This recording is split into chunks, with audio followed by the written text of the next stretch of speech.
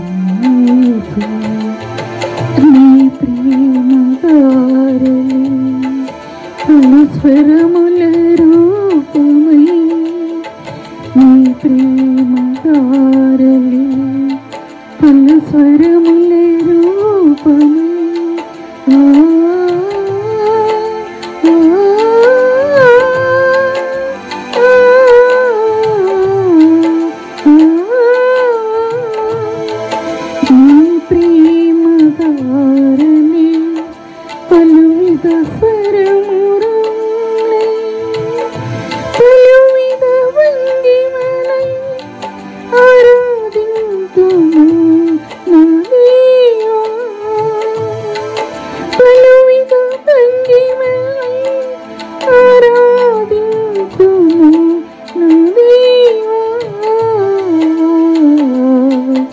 ఆరాధింతును దేవా పరిశుద్ధుడు మహనీయుడు నా స్వామి నా దేవా పరిశుద్ధుడు మహనీయుడు నా స్వామి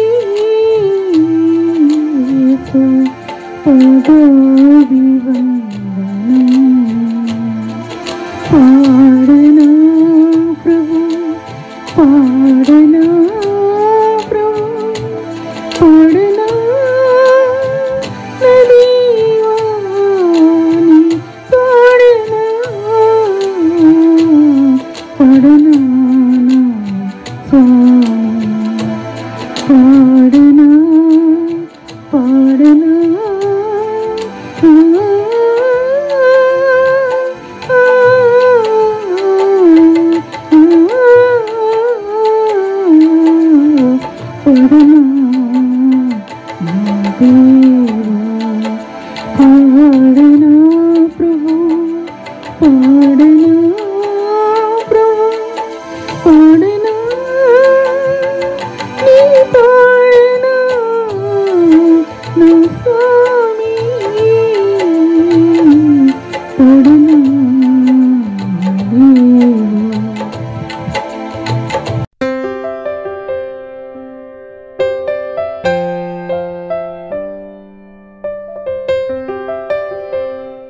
ఆదికాండం 9వ అధ్యాయము 8-9 వచనాలు చదువుతున్నాను.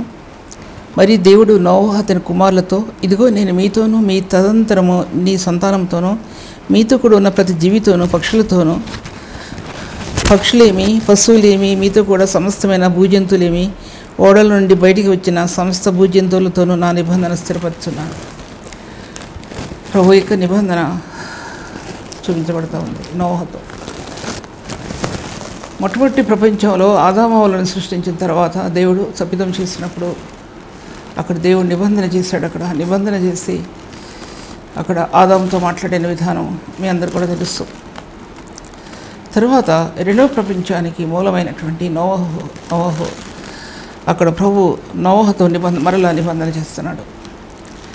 భూప్రపంచం అనేది దేవుని వాక్కు చేత కట్టబడింది, దేవునికి నిబంధన చేత కట్టబడింది. కొత్త నిబంధన సంఘం అనేది క్రీస్తు యేసు యొక్క రక్తం చేత కట్టబడింది. ఈ భూప్రపంచం అంతా కూడా నిబంధనలతో, దేవుని వాక్యంతో లేక దేవుని స్వరంతో అలాగా ప్రపంచాలు కట్టబడ్డాయి. ఈ ప్రపంచాల మధ్యలో అదేంటి హెబ్రీ పత్రిక 1వ అధ్యాయంలో దేవుని యొక్క మహిమ తేజస్సు ప్రకాశించింది. ఎలా ప్రకాశించింది అని మీరు అడుగుతారేమో. ఎక్కడైతే దేవుని వాక్కు ఉందో, ఎక్కడైతే ఆయన నిబంధన ఉందో, ఎక్కడైతే ఆయన రక్తం ఉందో, ఈ వాక్యాన్ని అర్థం చేసుకోవడానికి ప్రయత్నించాలి కానీ క్వశ్చన్ వేయడానికి కాదు. ఎక్కడైతే ఆయన నిబంధన రక్తం ఉందో అందులో మహిమ కలిగిన స్థానాలు ఉన్నాయి. అందులో కొత్త నిబంధనలో యేసుక్రీస్తు ప్రభువారు ఆయన తన ప్రాణం అర్పించిన తర్వాత ఆయన తన సంఘాన్ని వెలుపులు తీసి ఆ సంఘానికి ఇచ్చిన రక్తంలో పునరుత్థాన మహిమ అని తేటగా చెప్పబడుతూ ఉంది. పునరుత్థానం యొక్క మహిమ. దీని ద్వారా దేవుడు ప్రపంచాలు ఎలా నిర్మించాడో, ఆయన ఆదికాల సంభవుడు ఎలా అయ్యాడో, భూ ప్రపంచాలని ఎలా కట్టాడో ఆయన, తర్వాత సంఘాన్ని కొత్త నిబంధన సంఘాన్ని ఎలా కట్టాడో ఆయన మహిమ యొక్క తేజస్సు ఆయన రక్తంలో ఎలా దాచిపెట్టబడిందో, ఏ హృదయంలో క్రీస్తు యేసు యొక్క మహిమ యొక్క తేజస్సు దాచిపడిందో అందులో ఆ రక్తం ఏ విధంగా స్థానాలు ఏర్పరచుకున్నాయో, అందులో ఆ మహిమగలైన ప్రకాశత ఎలా ఉందో అప్పుడు అర్థమవుతుంది, లేకపోతే అర్థమవుతుంది. వాక్యం చెప్పడం అనేది తేలికైన విషయాలు కాదు. ఏదైనా కథలు ఉపమానాలు చెప్పవచ్చేమో కానీ దేవుని వాక్యం క్రీస్తుని గురించి, ఆయన యొక్క సత్యాన్ని గురించి వివరించడం, ఆయన ఆదికాల సంభవుడుగా ప్రభు, మహిమాస్వరూపిగా ప్రభు ఏ విధంగా దాచిపెట్టబడ్డాడో ప్రపంచాల్లో అనే సత్యాన్ని మీ మధ్యలో నేను పెడుతుంటున్నాను. అది అర్థం చేసుకోవాల్సిన విషయం. దేవుని రక్తం ద్వారా సంధించబడిన హృదయం, దేవుని రక్తం ద్వారా క్రీస్తుని సమీపించిన హృదయం, దేవుని రక్తం క్రీస్తు యేసు యొక్క రక్తం నందలి విశ్వాసం ద్వారా నీతిని పొందిన హృదయం, క్రీస్తు యేసు యొక్క రక్తం నందలి విశ్వాసం ద్వారా నీతి దారుల హృదయంలో వేరుపారుతున్న హృదయం గ్రహించగలుగుతుంది. లేకపోతే ఈ లోక సంబంధమైనటువంటి మానవతత్వంతో వాక్యం గ్రహించడం అనేది, రహస్యాలు ఛేదించబడటం అనేది రహస్యాలు బట్టబయలు చేయడం అనేది సాధ్యపరచబడదు అనే విషయాన్ని మీ మధ్యలో మాట్లాడుతుంటున్నాను. ఇంతవరకు చెప్పిన విషయాలు ఒకటైతే ఇప్పుడు చెప్పిన విషయాలు మరొకటి. ఈ సబ్జెక్ట్ని విడిచి మరొక సబ్జెక్టులోనికి వెళ్ళటానికి నేను అనుమతించబడలేదు. ఈ సబ్జెక్ట్ విడిచిపెట్టేద్దాం అనుకున్నాను, కానీ మరొక సబ్జెక్టులోనికి నా హృదయంలో ఆత్మ మరొక స్థానంలోనికి వెళ్ళటానికి అనుమతించబడలేదు. తర్వాత క్రైస్తవ మత సిద్ధాంతాలతో ఉన్న ఈ రిలీజియన్, ఎన్నో మత సిద్ధాంతాలతో కట్టబడినటువంటి ఈ యొక్క క్రైస్తవత్వం అనేది ఈ లోకంలో ఎన్ని వేల సంవత్సరాలు గడిచిపోతున్నప్పటికీ కూడా క్రీస్తు యేసు యొక్క సిలువ అనేది ఈ భూమిలో లేకపోతే ఈ యుగాల్లో దాచబడి ఉన్నటువంటి ఈ సిలువ మాత్రం, క్రీస్తు యేసు యొక్క రక్తంలో మాత్రం ఎటువంటి మార్పు లేదు. అది యుగాల్లో దాచబడినటువంటి మర్మం. అది కొలస్సీ 1:25లో యుగాల్లో దాచబడిన వాక్యం, యుగాల్లో దాచబడినటువంటి రహస్యం అది దాచిపెట్టబడి ఉంది. అది గ్రహించవలసిన బాధ్యత నేటి క్రైస్తవ సంఘాల్లో అది చాలా ప్రాముఖ్యమైనదిగా ఎంచబడింది. నేను వాక్యం బోధిస్తుంటున్నప్పుడు ఎంతమంది చేత తిరస్కరించబడుతున్నానో అది నాకు తెలుసు. ఎందుకంటే స్వచ్ఛమైన సిద్ధాంతాలతో కూడిన వాక్యం యొక్క నిధులు మీ మధ్యలో పెట్టాలని ఆశతో మీ మధ్యలో పెడుతున్నానంతే.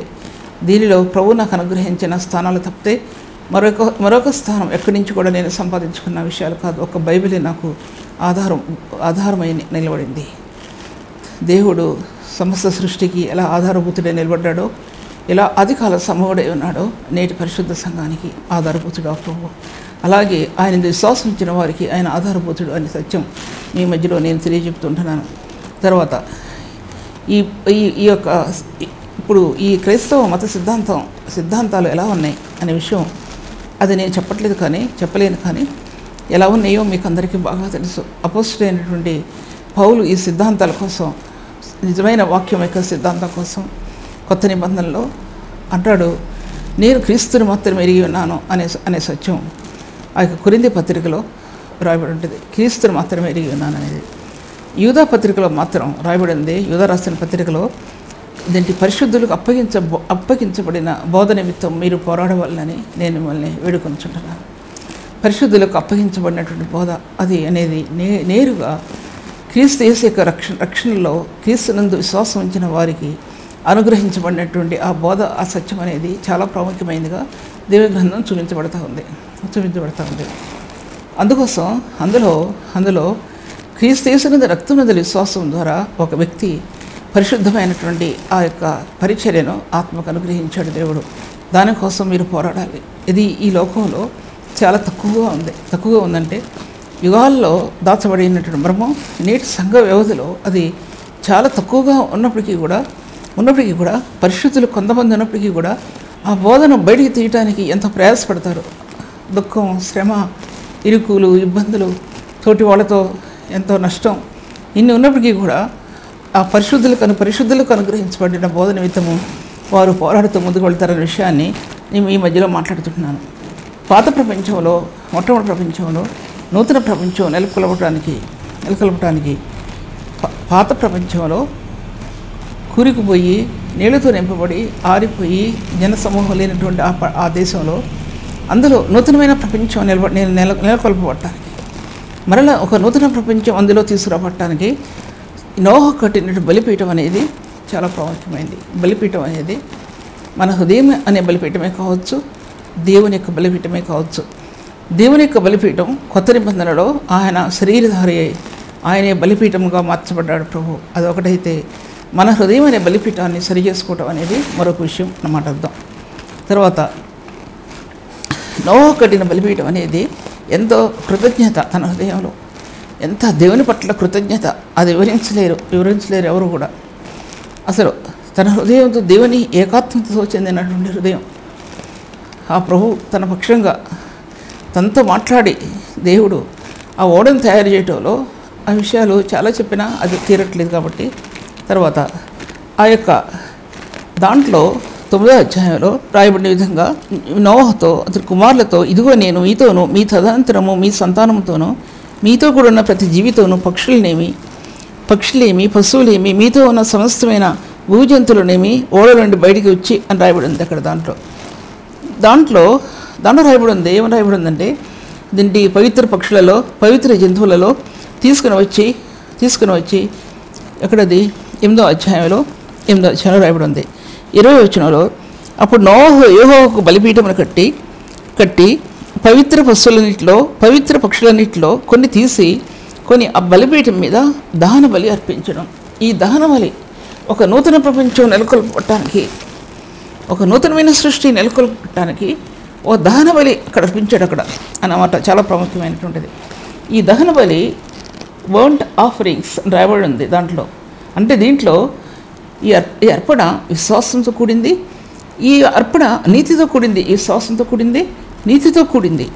అబ్రహాము విశ్వాసం అడుగుల్లో, దానికి ముందు నోహు అడుగు జాడల్లో ఈ విశ్వాసం అంతర్యంలో నుంచి, దేవునితో సంధించబడిన హృదయంలో నుంచి ఈ విశ్వాసము, నీతి అనేది బయటకు తీసుకురాబడ్డాయి. విశ్వాసం అంటే మనకు తెలియదు, నీతి అంటే తెలియదు. నీతితో అవినీతితో నింపడిన లోకంలో ఒక వ్యక్తి ఆ జీవకణాన్ని హృదయంలో ధరించుకున్న వ్యక్తి, అతనిలో ఉన్న నీతి అనేది ఆ వ్యక్తికి అర్థం అవుద్ది.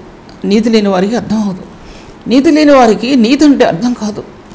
పరిశుద్ధ జీవితం లేని వారికి పరిశుద్ధత అంటే ఏంటో అర్థం కాదు. ప్రేమ లేని హృదయానికి ప్రేమ అనే భావం అర్థం ఎప్పుడైతే ఈ నూతన సృష్టిగా చేయబడుతుందో హృదయం, కొరింథీ రాసిన పత్రిక 2 కొరింథీ రాసిన పత్రిక 5వ అధ్యాయం 17వ వచనంలో, ఎవడైనా క్రీస్తునందున్న ఎడల వాడు నూతన సృష్టి, ఇదిగో సమస్తము గతించును నూతనమైనవి అని చెప్పబడింది. దాంట్లో ఆ నూతనమైన సృష్టి, అంతరాత్మలో నూతనమైన సృష్టి, లోకం పాత ప్రపంచంలో నూతనమైన సృష్టి మాత్రమే కాదు, అంతరాత్మలో ఒక నూతనమైనటువంటి భావం, నూతనమైన సృష్టి, నూతనమైన జీవితం. ఈ లోక అపవిత్రమైన సాతాన పాపక్రియలో నుంచి ఒక నూతనమైన క్రియ, ఒక నూతనమైన స్థానాలు, ఒక బలిపీఠాన్ని కట్టడంలో, నీ హృదయాంతరంగంలో స్థిరపరచుకోవటంలో, నీ హృదయాంతరంగం దేవుని సన్నిధి నిలబడటంలో, దాంట్లో అది ప్రధానమైనదిగా నిలబడింది.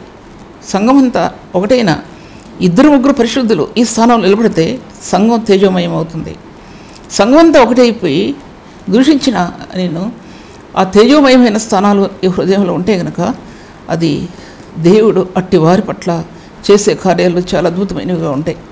నోహు గురించి మీతో చెప్తున్నప్పటికీ కూడా నా హృదయం యొక్క అంతఃకరణ క్రీస్తు యొక్క నిబంధన రక్తంలో నిలబడిన స్థానాలు మీ మధ్యలో చెప్పడానికి నా హృదయం ఆశపడుతోంది.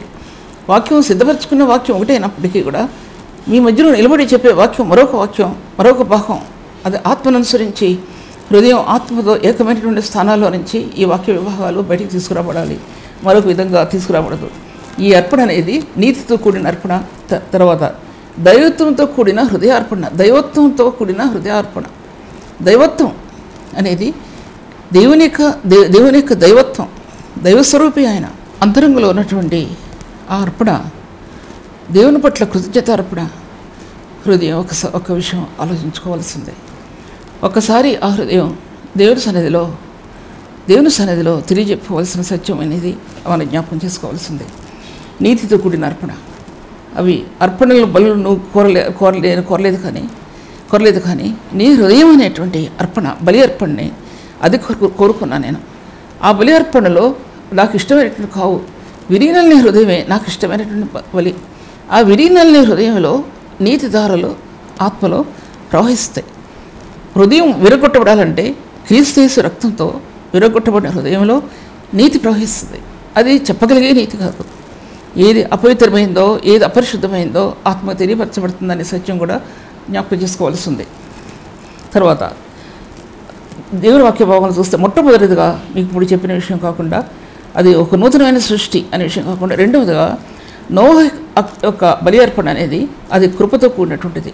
కృపతో కూడినటువంటి తన హృదయ స్థానంలో కృపతో కూడినటువంటి పరిశుద్ధుని యొక్క ఆ అంతరంగ స్థానం నోహుకి ఈబడింది. నేను దీని కృపతో నోహుని జ్ఞాపకం చేసుకున్నాడు అని రాయబడింది బైబిల్ గ్రంథంలో. నోహు ఎడల ఎంత కృప చూపించాడో అనే విషయం జ్ఞాపకం చేయబడింది. ఆదిమ కాల సంఘానికి ఆదాము మూలపురుషుడైతే రెండో ప్రపంచానికి నోవహు మూలపురుషుడు అనే సత్యం. ఒక ప్రపంచం కట్టబట్టడానికి ఒక నీతిమంతుని యొక్క స్థానం ఎంత గొప్పదో ఆలోచించుకోవాలి. ఒక సంఘం కట్టబట్టడానికి నీతిమంతుల పరిశుద్ధుల యొక్క స్థానాలు ఎంత గొప్పవో ఆలోచించుకోవాలి. ఈ లోకం యొక్క అయోగ్యమైన వాటికి కాంప్రమైజ్ కాకుండా ఒక హృదయం, ఒక పరిశుద్ధుడు క్రీస్తు నీతిని నెరవేర్చడం అనేది అది చాలా ప్రధానమైనటువంటిది. అందరూ పెద్ద వాళ్ళందరూ ఒకటైపోయినా సరే నీ హృదయం యొక్క అంతఃకరణ, నీ హృదయంలో దాచబడి ఉన్న క్రీస్తు యొక్క మార్గాలు అవి తేజోమయమైనవిగా ఉంటాయి. ఆయన దైవత్వం యొక్క స్థానాలు, ఆయన దైవత్వంతో కూడిన విలువలు ఆయన హృదయ అంతఃకరణలో ఆయన నూరిపోస్తాడు. ఆయన ఈ యొక్క నీతిలో, విశ్వాసంలో, ఆయన యొక్క ప్రేమలో, కనికరాల్లో దైవత్వం ఇమిడి ఉంటుంది. కృపలో దైవత్వం ఇమిడి ఉంటుంది. కృపతో కూడిన నిబంధన దేవుడు నోహతో చేసినప్పుడు అందులో దేవుని యొక్క దైవత్వం యొక్క కార్యం అందులో అతని హృదయంలో ప్రకాశించినట్లు చూడగలం. దైవత్వం అనేది దేవునిలో ఒక ప్రధానమైన భాగం. అది చాలా ప్రాముఖ్యమైనది. నేటి పరిశుద్ధుల్లో దైవత్వం అనేది ఒక ప్రధానమైన భాగం. అక్కడ చెప్పి నేను ముందుకెళ్తున్నాను. దైవత్వంతో కూడినటువంటి హృదయ అలంకరణ, దైవత్వంతో కూడిన హృదయం యొక్క అర్పణ, అది అలంకరణ పరిశుద్ధమైన అలంకారాలతో ప్రభు అలంకరిస్తాడు. అర్పణ అనేది క్రీస్తు యేసు దైవత్వంలో నింపబడిన హృదయం అర్పించే అర్పణ. అది శ్రేష్టమైన బలితో కూడినటువంటిది. ప్రభు అయిన యేసు ఆయన తానే బలిపీఠమయ్యాడు. ఆయన ఈ ఆదికాండంలో అబ్రహాం, ఇస్సాకు, యాకోబులు కానీ నోహు కానీ బలిపీఠాలు కడితే ఆయన ప్రధాన బలిపీఠమై, ఆయన శరీరమే బలిపీఠమై ఆ బలిపీఠం మీద తను తాను దాసోహం చేసుకున్నాడు, తను తాను అప్పగించుకున్నాడు. ఇది దైవత్వం యొక్క క్రియ, ఇది దైవత్వం యొక్క మార్గం. అది దేవుడు ఎంచిన మార్గం. అది నేటి లోకానికి, పాపానికి ఎంచిన మార్గం. అది దేవుని యొక్క క్రియ, దైవత్వం యొక్క మార్గాలు అందులో దాచిపెట్టబడి ఉన్నాయి. అవి గనక నేటి సంఘ వ్యవధిలో దాచిపెట్టకపోతే ఏ విధమైన చేతనైనా దుష్టుడు ప్రవేశించే మార్గాలుగా వెళ్ళిపోతాయి. దైవత్వాన్ని గనక ఒక పరిశుద్ధుడు చూపించలేకపోతే సాతానిక క్రియలకు లోనే దాన్ని ఆహ్వానించిన స్థానాలు అందరూ నిలబడి ఉంటాయి అనే విషయం జ్ఞాపకం చేసుకోవాలి. దేవుని యొక్క జ్ఞానాన్ని అడ్డగించు ప్రతి ఆలోచన కానీ, ప్రతి క్రియ కానీ అవి చెరపట్టబడాలి. చెరపట్టబడకపోతే దేవుని సన్నిధిలో ఒక వ్యక్తి ఒక నూతనత్వాన్ని సంపాదించుకోవడానికి సాధ్యపరచబడదు అనే విషయం మీ మధ్యలో నేను జ్ఞాపకం చేస్తుంటున్నాను. తర్వాత ఈ పాత ప్రపంచంలో ఒక నూతనమైన ప్రపంచం. ఈ నూతనమైన ప్రపంచంలో ఆది పురుషుడు ఎవరంటే నోహతో పాటు 7 దాచిపెట్టబడి 8 మంది దాంట్లో. తర్వాత నోహ అర్పణ దేవుని అంగీకరించినట్లు చూడగలం. దాంట్లో రాయబడి ఉంది. ఇది ఎక్కువ చెప్పలేను, ఎందుకంటే ముందు భాగంలో చెప్పాను కాబట్టి. ఆ సువాసన ఆగ్రహించి అంటాడు ఆయన నూతన నిబంధనలో. ఆ సువాసన ఆగ్రహించి 8వ అధ్యాయంలో అప్పుడు ఆయన 21వ వచనంలో అప్పుడు యెహోవా ఇంపైన సువాసన ఆగ్రహించి ఇక మీదటి నరులను బట్టి భూమిని మరల శపింపను. ఎందుకనగా నరుల ఆలోచన వారి బాల్యం నుండి చెడ్డది అన్నాడు. అక్కడ నేను ఇప్పుడు చేసిన ప్రకారం ఇంకను సమస్త జీవులకు సంహరింపను అన్నాడు ఆయన. నేను సంహరింపని ఒక వ్యక్తి యొక్క బలి అర్పణ ఎంతవరకు వెళ్ళిందంటే పాపాన్ని అడ్డగించి ప్రభు యొక్క మనస్సుని వెనక్కి తిప్పివేసింది. ఒక బలి వానవుని యొక్క అర్పించే అర్పణ స్థుతిలో అంత దైవికమైన మార్గాలు ప్రకాశిస్తాయి. పరిశుద్ధుని యొక్క ఆయన బలి అర్పణ గురించి కీర్తించిన హృదయ అంతరంగంలో దైవికమైన మార్గాలు, 2 మహిమ కలిగిన మార్గాలు అందులో నిలబడతాయి అనే విషయాన్ని నేను మీతో మాట్లాడుతుంటున్నాను. దైవత్వము లేకపోతే ఒక హృదయంలో మహిమ కలిగిన ప్రకాశత అందులో ఉండదనే విషయాన్ని కూడా ఎన్నోసార్లు మీతో మాట్లాడాను. ఒకవేళ దైవత్వం లేకపోతే పరిశుద్ధత ఉండదు కనుక పరిశుద్ధత లేని హృదయంలో మహిమ కలిగినటువంటి స్థానాలు అందులో నిలబడవు. ఒక దైవత్వం యొక్క క్రియ ఒక హృదయంలో నిలబడాలంటే అందులో రక్త ప్రోక్షణ, క్రీస్తు యేసు యొక్క రక్త ప్రోక్షణ పరిపరి విధాలుగా నీ జీవిత కాలంలో నువ్వు ప్రభువుని వెంబడించి నడవడంలో ఆ రక్త ప్రోక్షణలో ఈ దైవత్వం ఇమిడి ఉందని ఎంతమంది తెలుసు. ఆయన దేవుని స్వరూపం కలిగిన వాడే ఉండి ఆయన మనుషుల పోలికగా పుట్టి దాసుని స్వరూపం ధరించి తన్ను తాను రిక్తునిగా చేసుకున్నాడు. దైవత్వం అనేది దాసునిగా రిక్తునిగా చేసుకున్న ప్రభువులో ఈ దైవత్వం యొక్క మార్గాలు అందులో దాచిపెట్టబడ్డాయి. లేకపోతే మరి విధంగా అవి దాచిపెట్టబడవు, సాధ్యపరచబడదు అన్నమాట అర్థం. అందుకోసం నోవహు అర్పించిన బలి అర్పణలో ఈ అడ్డుకుంది. ఈ లోక పాపాన్ని అడ్డుకోవటం మాత్రమే కాదు, దేవుని యొక్క మార్గాలు అతను తేటపరచబడ్డాయి. దేవుడు ఎటువంటి స్థానాలు ఇచ్చాడంటే ఇవన్నీ ఎందుకు చెప్తున్నారంటే దీనిలో నూతన నిబంధన ఎలా ఇమిడి ఉందో, నూతన నిబంధన క్రీస్తు యొక్క బలి అర్పణ ఇందులో ఎలా ఇమిడి ఉందో, క్రీస్తులో నూతనమైన సృష్టి ఎలా ఇందులో ఇమిడి ఉందో, క్రీస్తులో నూతనమైన మార్గం ఎలా ఇమిడి ఉందో, క్రీస్తులో దైవత్వం యొక్క మార్గాలు ఎలా ఇమిడి ఉన్నాయో, పరిశుద్ధమైన స్థానాలు ఇందులో ఎలా ఉన్నాయో ఇవన్నీ కూడా ఈ ఒక మాటలో తెలియపరచబడుతున్నాయి. బలి అర్పణ. యెషయా అంటాడు, వీరి నల్లని హృదయం నువ్వు కోరుకోలేదు ప్రభువా, వీరి నల్లని హృదయం బలి అర్పణలో కోరుకోలేదు ప్రభువా, వీరి నల్లని హృదయం నీకు ఇష్టమైన బలి ప్రభువా, అట్టి బలిని నువ్వు అలక్ష్యం చేయవు. దావీదు అంటాడు, వీరి నల్లిన హృదయాన్ని నువ్వు అలక్ష్యం చేయవు తండ్రి, నువ్వు అలక్ష్యం చేయవు. అట్టి హృదయంలో ఆయన యొక్క మార్గం, తేజవంతమైన మార్గం ఆత్మ నిలబడుతుందనే విషయం నేను మీతో మాట్లాడుతుంటున్నాను. తర్వాత వాక్యభావాలు చూసినట్టయితే నోహ అర్పించిన ఆ అర్పణ అనేది కృప పొందగలిగాడు దేవుని నుంచి. ఆ కృప ఎలా పొందగలిగాడంటే ఆయన ఆ సువాసన ఆగ్రహించి అన్నాడు దాంట్లో.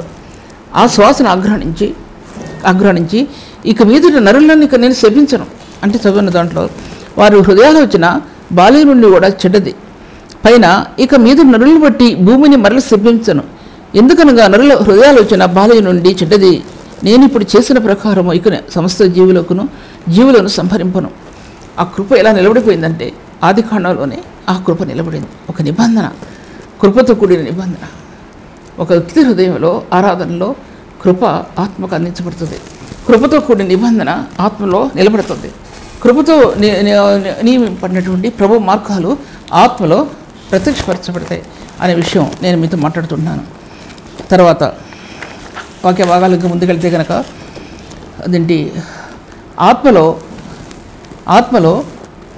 అంత నెమ్మది అంత సమాధానం ఆత్మలో ఉండటానికి కారణం ఏంటంటే ఆ ప్రభు చేసిన రక్తపు నిబంధన అంతరాత్మలో అంత నెమ్మదిని సమాధానాన్ని మన జీవితాలకి కలుగు చేస్తుందండి. ప్రళయం వలె శోధనలో చుట్టుముట్టిపోయినప్పుడు మన అంతరంగం ఎంత క్షోభిస్తుందో అర్థం చేసుకోవాలి.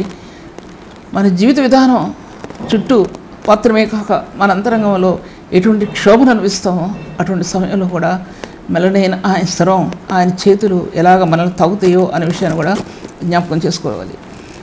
ఆత్మలో ఈ నూతనత్వం అనేది లేకపోతే సంఘం నూతనమైన మార్గాలు నడవడానికి సాధ్యపరచబడదు. ఒక ఉన్నతమైన సేవకులు ఈ బలి అర్పణ అనగా ఈ యొక్క బలిపీఠం మీద అర్పించకపోతే స్తుతియాగంలో దేవుని మహిమను కనపరచకపోతే, స్తుతియాగంలో దేవుని గణపరచకపోతే, దేవుని స్తుతియాగం చేసే సమయంలో పరిశుద్ధులు పెద్ద వాళ్ళు లక్ష్యం ఉంచకపోతే అది అలక్ష్యం చేస్తే దేవుని సన్నిధిలో దేవుడు వారిని అలక్ష్యం చేస్తాడు అనే విషయం దేవుని వాక్యం బహుతేటగా చెప్తా ఉంది. ఆయన లక్ష్యపెట్టిన వారిని ఆయన లక్ష్యపెడతాడు, ఆయన అలక్ష్యం చేసిన వారిని అలక్ష్యం చేస్తాడు అని దేవుని వాక్యం చెప్తా ఉంది. ఎవరైతే ఆయన గణపరుస్తారో వారిని ఆయన గణపరుస్తాడు ప్రభు. ఎవరైతే ఆయన తృణీకరిస్తారో అట్టి వారిని తృణీకరిస్తాడు ప్రభు అనే విషయం కూడా జ్ఞాపకం చేసుకోవాలి. సంఘం యొక్క ఆరాధన అనేది ఎటువంటి కృపలోనికి ఆత్మ తీసుకురాబడుతుందంటే నోహ కాలంలో అసలు మనం ఊహించలేము. ఆ మార్గాలు కానీ ఆ క్రియలు కానీ మనం ఎట్టి పరిస్థితుల్లో కూడా ఊహించడానికి సాధ్యపరచబడదు నోహ కాలంలో. అటువంటి సమయంలో ఆలోచించండి, ఎటువంటి సమయం అది. అసలు ప్రపంచమే నాశనం అయిపోయిందంటే ఆ గుండె ఎలా ఉంటుంది, నోహ గుండె ఎలా ఉండుంటుంది నోహ గుండె. అటువంటి సమయంలో విశ్వాసం అంటే ఏంటో అది విశ్వాసం. మనం చిన్నదానికి ఎంత వెదచింతామంటే విశ్వాసాన్ని కోల్పోతాం. నేనే కోల్పోతాను చాలాసార్లు విశ్వాసాన్ని, మీకు చెప్పినా సరే చాలాసార్లు కోల్పోతాను నేను.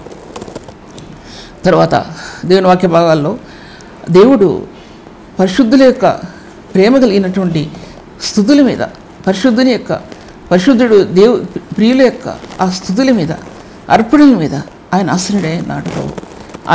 ఆశ్రయుడై ఉన్నాడు ప్రభు. అందుకోసం భూమిని నాశనం చేయడానికి జలప్రళయం, ఇక జలాలు భూమి మీదికి ఇంకా పొలుచు రావు అన్నాడు చెప్పాడు దేవుడు. ఇక ఎన్నడూ పొలుచు రావు అని చెప్పాడు. తర్వాత నోహ వంశావళి క్రమం చూసినట్లయితే కనుక మొట్టమొదటిగా కృప ద్వారా దేవుని యొక్క వంశావళి క్రమం అనేది తీసుకురాబడింది. కేవలం కృప ద్వారా దేవుని యొక్క వంశావళి క్రమం, క్రీస్తు యేసు యొక్క వంశావళి క్రమంలో నోహ తీసుకురాబడినప్పుడు అందులో శ్రీయ యొక్క వంశావళి క్రమంలో యేసుక్రీస్తు ప్రభు వారు తీసుకురాబడ్డాడు. ఆయన అందరూ కూడా తెలిసాయన్ని. నేను ఆ సత్యాలను వివరించడానికి కాదు, దేవుడు తలంచే మార్గాలు కానీ ఆయన ఇచ్చే వాక్య ధ్యానం కానీ మనం ఊహించిన విధంగా కాదు, కానీ మనం ఊహించిన రీతిగా ఆయన యొక్క మార్గాలు మనకు తేటపరచబడతాయి అనే విషయాన్ని నేను మీతో మాట్లాడుతుంటున్నాను. దేవుని వాక్య భాగాల్లో ఆ యొక్క విశ్వాసం అనేది అతనిలో ఉన్న ప్రేమ, విశ్వాసం ద్వారా నీతిని స్థాపించడం అనే సత్యం, నీతిని స్థాపించడం. ఒక పరిశుద్ధులు సేవకులు విశ్వాసం ద్వారా నీతిని స్థాపించాలి. నీతిని ఎలా స్థాపిస్తాం? క్రీస్తు యేసు యొక్క నీతిని మన హృదయంలో లేకుండా ఏ వ్యక్తి కూడా కుటుంబంలో నీతిని స్థాపించలేడు. క్రీస్తు యేసు యొక్క మనస్సు హృదయంలో లేకుండా, ఆయన రక్తం హృదయంలో లేకుండా ఒక వ్యక్తి నీతి యొక్క దర్శనాన్ని పొందడం మాత్రమే కాదు పొందలేరు సరికదా, కుటుంబ వ్యవస్థలో కూడా నీతిని స్థాపించలేరు. మన పిల్లలు తిరిగి మనల్ని అడుగుతారు, నువ్వు ఇలా జీవిస్తున్నావు, నీకు నీతి అనేది లేకుండా అనే ప్రశ్న ఇంట్లోనే ప్రారంభమవుద్ది. మొట్టమొదటిగా చూసినట్లయితే ఒక వ్యక్తి నీతి యొక్క దర్శనం దేవుని దగ్గర నుంచి ఒక వ్యక్తి నీతి దర్శనాన్ని పొందాలి. నీతి దర్శనాలు, మహిమా దర్శనాలు అవన్నీ కూడా పరిశుద్ధులకు ఇచ్చాయి. అవి నీతియుక్తమైన తెరలు బైబిల్ గ్రంథంలో తెరవబట్టడం ద్వారా అది నీతి దర్శనం. పరిశుద్ధమైన తెర మన హృదయంలో మొట్టమొదటిగా తెరవబడకపోతే బైబిల్ గ్రంథంలో ఉన్న పరిశుద్ధ తెరలో తెరవబడవు. పరిశుద్ధమైన దర్శనం, ఆత్మిక దర్శనాలు చాలా రకాలుగా ఉన్నాయి. మనం చూసేటువంటి దర్శనాల విషయాలు నేను మాట్లాడలేదు, వాటి గురించి లేసి మాత్రమేనండి మీ మధ్యలో నేను చెప్పడం లేదు. నేను చెప్పే దర్శనం పరిశుద్ధాత్మని యొక్క దర్శనంలో నీతి దర్శనం ఉంది. పరిశుద్ధాత్మని దర్శనంలో మహిమ కలిగిన దర్శనాలు ఉన్నాయి. నీతి దర్శనం, నీతి ద్వారా కృపను పొందుకోవడం ద్వారా అందులో నీతి యొక్క దర్శనం ఉంది. నీతి దర్శనం, ఆ దర్శనం సంఘం నీతి ప్రభావం కట్టబట్టడానికి, నీతి ధరల్లో సంఘం నిర్మించబట్టడానికి సేవకుని యొక్క ప్రయాస, అది కన్నీళ్లతో కూడిన ప్రయాస. ఎందుకంటే పాపం జయించిన వ్యక్తి సేవకుడు, పరిశుద్ధతలో జీవించిన వ్యక్తి సేవకుడు. అంత మాత్రమే కాదు, పరిశుద్ధ తెరల మధ్య సంచారం చేసినట్టు వ్యక్తి, పరిశుద్ధ తెరల మధ్య తన ఆత్మ సంచారం చేసినప్పుడు ఆ కన్నీళ్లు పరిశుద్ధ తెరల మీద ముత్యాల వలె ప్రకాశిస్తాయి. ముత్యాలు, రత్నాలు ఎలా ప్రకాశిస్తాయో అలాగా ఆ పరిశుద్ధ తెరల మీద నీ కన్నీటి దారిలో ప్రభు చూస్తాడు. లేకపోతే అటువంటి ఉన్నతమైన స్థాయి పరిశుద్ధులకి ఇవ్వబడదు అనే విషయం మీ మధ్య మాట్లాడుతున్నా. ఇవి మీ మధ్యలో నేను మాట్లాడటానికి నాకు ఎటువంటి పుస్తకాలు కానీ, ఎటువంటి రిఫరెన్స్ బైబిల్లో కానీ నాకు లభించిన సత్యాలు, దేవుని సన్నిధిలో ప్రార్థన చేయడంలో నాకు లభించిన సత్యాలు మాత్రమే ఈ మధ్యలో పెడుతున్నా. నాకు రిఫరెన్స్ బైబిల్లో లభించినవి కొన్ని కొటేషన్స్ లభించవచ్చు, నాకు కొన్ని లభిస్తాయి. అంతేకాని వాక్యం యొక్క వివరణ కానీ, వాక్యం యొక్క దర్శనం కానీ, నీతి యొక్క దర్శనం కానీ ఆ విధంగా కనిపించదు. ఇక అంతరంగం దేవుని సన్నిధిలో సాధకం చేయడం ద్వారా, పరిశుద్ధత విషయంలో, నీతి విషయంలో సాధకం చేయడం ద్వారా ఈ దర్శనం ఆత్మ లభిస్తుంది. ఈ దర్శనం లభిస్తే మరే దర్శనాలు కోరుకోరు. ఎందుకంటే క్రీస్తు శిలువను అంటిపెట్టుకున్న హృదయం, క్రీస్తు యొక్క శిలువ దర్శనంలో సాగుతున్న హృదయం, కన్నీళ్లతో ప్రభు పాదాలను వెంబడిస్తున్న హృదయం. ఎంతోమంది పరిశుద్ధులు ఉన్నారు, మరుగునుంచబడిన వారు ఎంతోమంది ఉన్నారు. కానీ మరుగునుంచబడిన వారిని, దాచుకున్న ఉన్న వారిని, మూలను ఉన్నటువంటి వారిని ఉన్నతమైన శిఖరాల మీద నిలబెట్టగలిగే సామర్థ్యవంతుడు ఆయన. ఆయన కనుదృష్టి మూల ఉన్న వారి మీద ఆయన కళ్ళు ఎదుగుతూ ఉంటాయి. ఆయన ఆకాశ యుగంతాల్లో ఆయన సంచారం చేస్తూ ఎవరైతే తన ప్రియులు ఎక్కడెక్కడ ఉన్నారో వారి మీద ఆయన కనుదృష్టి కనబడుతుంది. నీతిమంతుల మీద ఆయన దృష్టి, నీతిమంతులు హృదయం మీద ఆయన చెవులు, ఆ చెవులు ఆయనకి కనబడతాయి, వారి మాటలు ఆయనకి కనబడతాయి అనే విషయం బైబిల్ గ్రంథంలో, కీర్తనలో రాయబడి ఉంది. ఈ విషయాలు బైబిల్ గ్రంథంలో మాటలే తప్ప మరొక మాటలో మీ మధ్యలో నేను మాట్లాడటం లేదు అనే విషయం కూడా జ్ఞాపకం చేసుకోవాలి. దేవుని పట్ల తనకున్న విశ్వాసం అనేది నీతి స్థాపించబడాలి. అది హెబ్రీ రాసిన పత్రిక రాయబడింది. నోవహు విశ్వాసం ద్వారా నీతిని స్థాపించాడు. రిఫరెన్స్ తర్వాత చదువుతాను నేను. విశ్వాసం ద్వారా నీతిని స్థాపించాడు.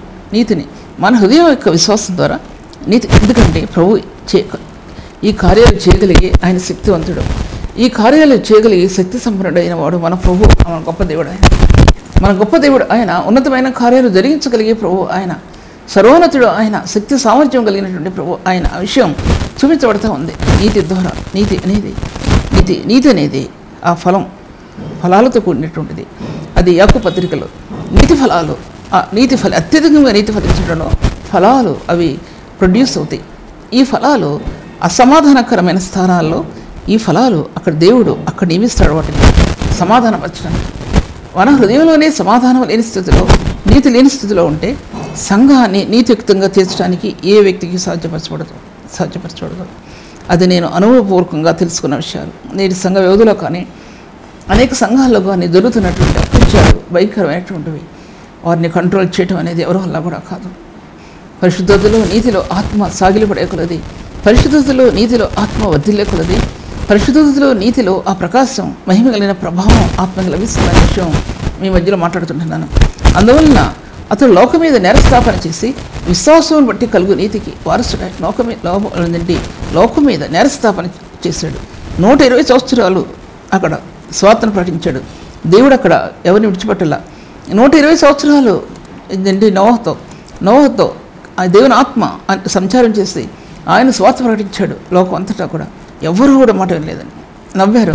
ఆకాశం నుండి వర్షం ఏంటి, భూమి నుండి ఆవిరొస్తుంటే ఆకాశం నుంచి వర్షం ఏంటి అనుకున్నారు.